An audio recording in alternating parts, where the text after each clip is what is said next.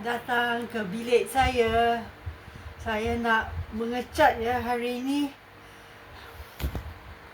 Hai, saya nak tunjuk room tour ya. Ini ialah dinding saya ya. Tengok dinding saya. Saya mengecat ya.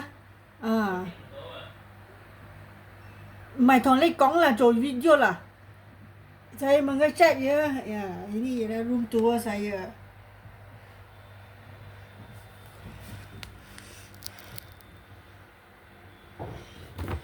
Mr. DIY, barang-barang saya beli dari Mr. DIY ya.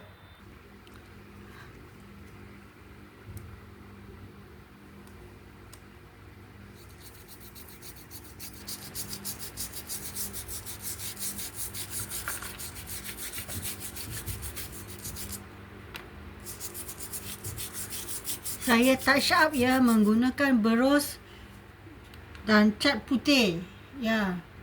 Cat putih ya di dinding saya.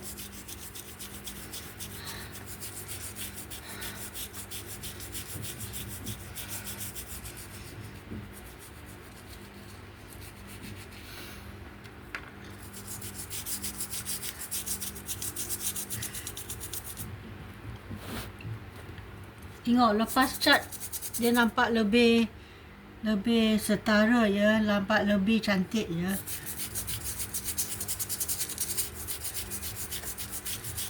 Kalau boleh saya nak siapkan sebelum tahun baru Cina ni.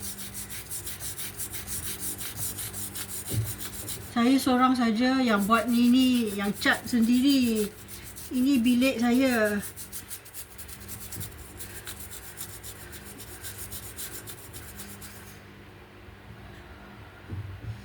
Saya guna berus gigi yang lama, cat putih.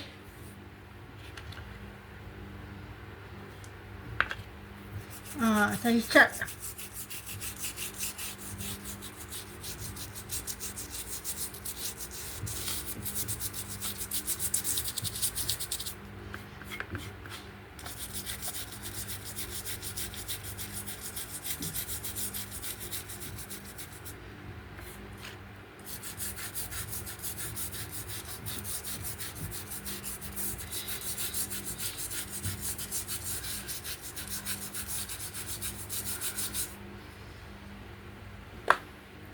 Saya ni suri rumah.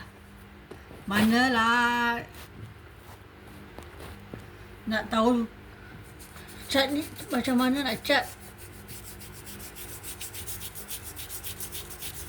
Saya guna berus gigi lama, cat putih. Touch up saja macam pakai foundation kan, bedak kat muka. Like wearing foundation. Touch up the wall, touch up. Tengok, touch up. Tutup lubang, tutup kuning.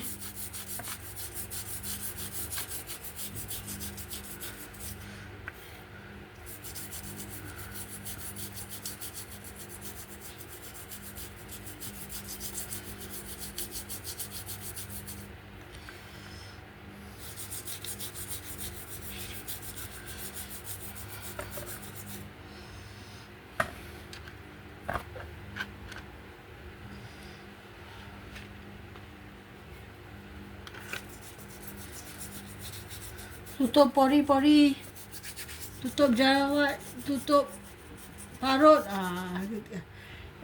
Dinding pun sama macam cat macam pakai foundation juga. Mesti tutup.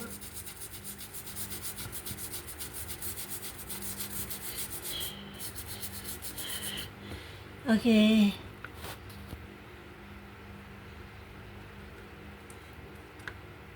Sekejap ya, saya